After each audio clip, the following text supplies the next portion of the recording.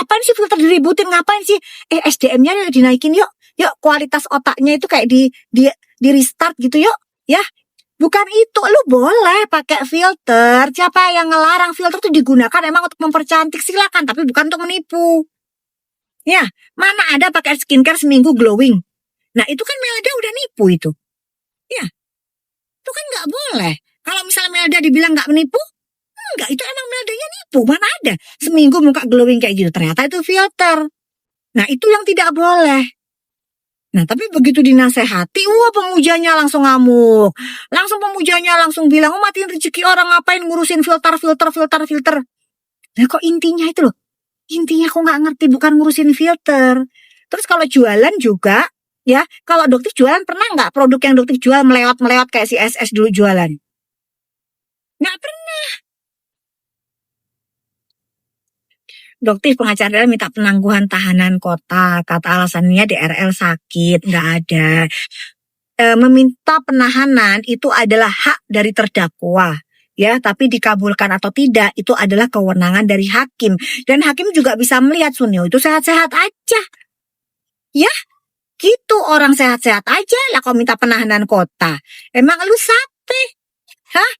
Terus juga tadi Komisi Yudisial juga sudah mulai turun. Jadi Komisi Yudisial juga akan mengawasi kinerja dari Hakim Pengadilan Negeri Tangerang. Ya, karena kasus ini adalah atensi dari pusat. Ada yang bilang lawyernya itu tim dari Bang Hotman. Ya, oke, di sini Dokter sampaikan. Ya, mau timnya Bang Hotman kek, mau timnya Mbak Bang Hotman, nggak peduli. Ya, kenapa? Karena yang Doktif punya itu fakta by data semua yang tidak akan bisa dibantah. Makanya dia butuh 12 lawyer untuk melawan Doktif. 12 lawyer melawan satu orang Doktif. Seru deh. Gimana Nong? 1 lawan 12. Seru deh. Doktif itu seneng kalau kayak begini. Jadi ada apa ya, semangat adrenalinnya Doktif tuh di otak-atik tuh seneng banget itu, ya. Penasaran pengen buru-buru persidangan, tapi kalau misalnya pas Doktif keluar kota tuh bahaya juga itu ya. Jadi tidak ada Doktif menghindari. Jadi Doktif akan terus mengawal persidangan dari Suneo, ya.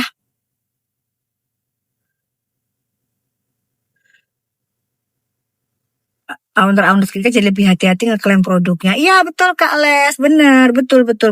Dok edukasi aja, nggak mau apalagi ngelawan Suneo, nggak mau. Kalau edukasi aja nggak mau, ya. Doktif harus melawan Suneo ini, harus diserang. Kenapa? Karena Doktif masih diserang sama bujur-bujurnya dia, jadi nggak mau. Oh, kalau edukasi soal Melda, emang edukasi. Melda itu dia berbohong pada saat mengatakan seminggu langsung glowing, itu berbohong. Berarti harus menerangkan edukasinya. Kenapa? Nggak ada kulit orang glowing dalam tempo seminggu, itu nggak ada. Ya, flag aja mulai terjadi perubahan itu setelah 2 minggu pemakaian yang rutin, ya, itu pun menggunakan skincare yang medical grade skincare yang tidak overclaim. Itu baru menampakkan perubahan. Ya, dari mana ceritanya seorang Melda, ya, dari awalnya seperti itu di kontennya dia, tiba-tiba seminggu dia bilang glowing mulus. Itu bohong besar. Dinasehati ngamuk-ngamuk pemujanya. Ya, nggak apa-apa kalian marah-marah, pahala buat Doktif, karena apa yang Doktif sampaikan itu adalah ilmu.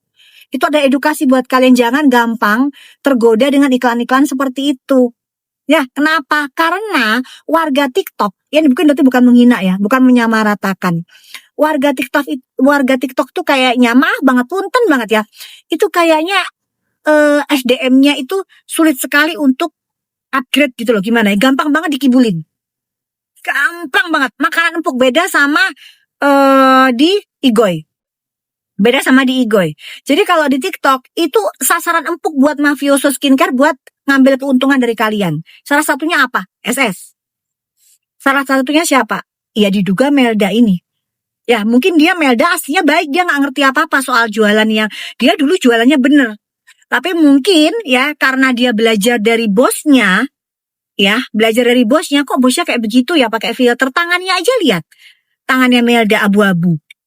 Gitu loh. Kalian bisa lihat omongannya Doktif, kalian lihat di kontennya Melda. Tangannya abu-abu, itu pakai apa? Pakai body lotion tone up. Silahkan. Tapi jangan nanti bikin keranjang kuning iklan yang bikin body lotionnya bisa merubah warna kulit jadi poteh. Itu nggak mungkin. Jangan kayak gitu. Gitu loh maksudnya Doktif itu. Mau yang terima, syukur. Kalian nggak terima, yo wes. Ya kan gitu kalau Doktif mah. Ya, gitu. Kalau Doktif mah terserah. Tidak butuh juga kalian memuja-muji terus membela Doktif. Terima kasih buat yang bela, tapi bukan itu yang Doktif cari ya. Yang penting Doktif terus kasih edukasi yang sebenarnya by data by fakta. Mau percaya, tidak percaya kembali ke kalian. Mau benci, kenapa? Karena orang yang sudah benci nggak akan bisa dirubah jadi senang sama Doktif, nggak bisa. Terserah. Rasulullah yang segitu mulianya masih banyak musuhnya, apalagi Doktif yang seujung kukunya Rasulullah aja nggak ada. Ya, jadi orang diciptakan di bumi ini ya, itu ada manfaatnya. Kan harusnya gitu, ya kan? Nah, insya Allah Doktif niatkan seperti ini untuk memberikan manfaat dan kalian hitung aja berapa ratus miliar uang kalian yang bisa diselamatkan dari edukasi Doktif. Dari masukin Sunio ke sini. Berapa ratus miliar. SS dulu omsetnya bisa 1T per tahun. Lebih dari 1T per tahun. Ya, dari jualan skincare yang ya overclaim, false claim. Nah, sekarang gimana? Berapa ratus miliar, bahkan mungkin hitungan T uang kalian yang bisa diselamatkan. Terus, itu bukan amal jariah buat Doktif. Nah, Doktif memilih jalan itu dengan segala resikonya. 2 tersangka. Nggak takut Doktif jalanin. Tapi kasusnya mandek. Kenapa? Karena Doktif yang Doktif lawan ini mafioso skincare yang duitnya nggak berseri. Tapi tumbang juga ini, bahkan minta tahanan kota. Doktif melawan 12 lawyer ke depannya. Ya, Doktif gentar. Enggak Zon. Coba sebentar, digantiin yuk, ganti gambar lucu deh kayaknya. Mana gambar ya? Doktif mau ganti gambar nih, gimana sih? Gimana ya caranya ya? Nung mau ganti gambar gimana caranya ya, Nung? Hah? Mana ya?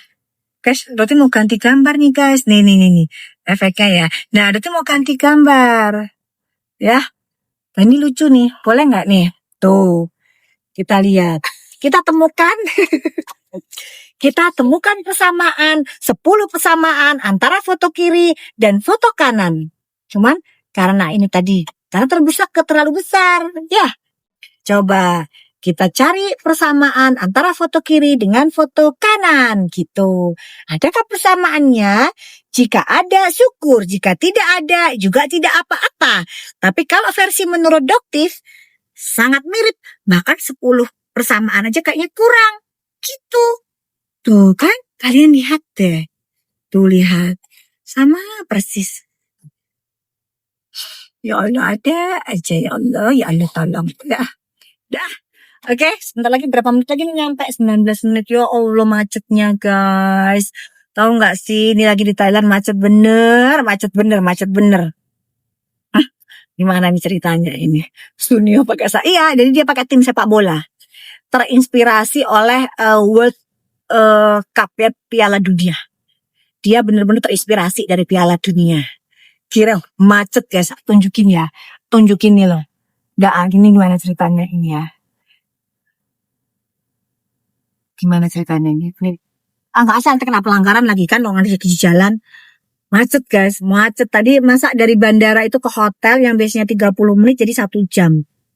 Gitu ya. Oke. Muka SS juga merah deh kalau nggak pakai filter. Karena dia menggunakan produk yang harus dengan resep dokter. Ya kan dia kan dulu jualan MC tuh, ya kan dia kebiasaan pakai itu. Gitu guys. Ya bahkan salah satu TikToker terkenal ya di dunia pertiktokan, followernya belasan juta ya. Belasan juta. Pernah masuk ke kamarnya dia ngelihat di mejanya itu apa. Di mejanya itu adalah bukan produknya dia sendiri, bukan produknya SS sendiri, tapi produk dari brand luar. Terus produknya dia sendiri dia jual. Ada satu lagi yang Doktif tanyakan, pengen kalian bisa buktikan karena gampang banget. Nong, ingat nggak dulu dia jualan tas SS? Coba Doktif mau diskusi sama kalian. Kalian ingat dulu SS pernah jualan tas? Terus supaya dia gimmick ya, tasnya supaya laku, dia bilang kalau dia menjual seluruh tasnya yang branded. Ingat nggak dia pernah bikin konten itu? Ingat nggak? Ya kan? Sampai dia ada sertifikatnya juga. Ya kan? Ingat nggak itu? Pernah nggak kejadian kayak gitu? Ingat kan Rindaman? Ivan ingat kan? Nah, sekarang kalian lihat dia pakai nggak tasnya SS sendiri? Dia pakai nggak? Yang dia pakai sekarang tas apa? Yang dia pakai tas branded lagi kan? Jadi dia itu hanya gimmick. Semua yang dia lakukan dalam hidupnya itu palsu, gimmick. Kenapa? Untuk menaikkan jualannya. Ya, udah. Itu bukti kalian melek gitu loh, melek. Kenapa? Kualitas tasnya pun busuk. Harga ratusan ribu, itu nggak kayak begitu. Paling harganya modalnya cuma 50.000. Makanya dia sendiri nggak mau pakai. Mana dia pakai sekarang? Kalian lihat di konten-konten dia sekarang. Ada nggak dia pakai tasnya sendiri? Coba nanti tanya ke para pemuja-pemujanya itu. Kalian kan yang jadi korban pembelinya kan? Dia sendiri udah nggak mau pakai tasnya sendiri. Karena dia tahu kualitasnya kayak apa. Dia nggak mau. Yang dikorbankan siapa? Konsumen Indonesia yang gampang banget percaya sama dia. Dengan citranya muslimah, ngomongnya begini, jualan tasnya ini jualan semuanya, barang-barang tasnya yang brand semua dijual. Mulai sekarang saya akan menggunakan tas dari SS sendiri, bikinan saya sendiri. Kenyataannya mana? Coba faktanya gimana? Gak ada kan? Dia pakai. Yang dia pakai sekarang konten-kontennya apa? Branded lagi kan? Udahlah SS, nggak usah bikin konten-konten gimmick-gimmick kayak gitu. Ya, yang kamu korbankan tuh masyarakat Indonesia, yang kamu tipu tuh masyarakat Indonesia. Itu dosa loh SS ya. Jualan kayak gitu. Kamu tuh kalau mau pakai branded silakan. Ya tapi jangan bikin gimmick seolah-olah saya tidak akan pakai itu, saya jual semuanya. Mulai sekarang saya akan menggunakan tas dari merek saya sendiri.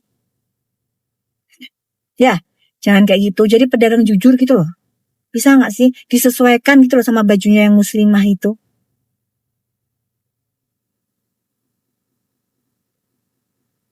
Habis gini dipakai buat konten dok tasnya. Ya kan biarin aja kan, kasihan yang udah beli. Yang udah beli tuh jengkel sama dia guys. Banyak yang cerita sama dokter. Ini kualitas tasnya welek begini loh. Gitu. Ya memang kan dia nggak mau pakai. Hanya pada saat dia jualan aja. Pada saat dia lagi nge-hype dia jualan tas. Dia seolah-olah dia pakai. Yang lain-lain dia jual tuh yang branded. Padahal enggak. Itu nggak pernah terjadi. Itu hanya untuk konten. Terus kayak gitu. Kira-kira dosa enggak?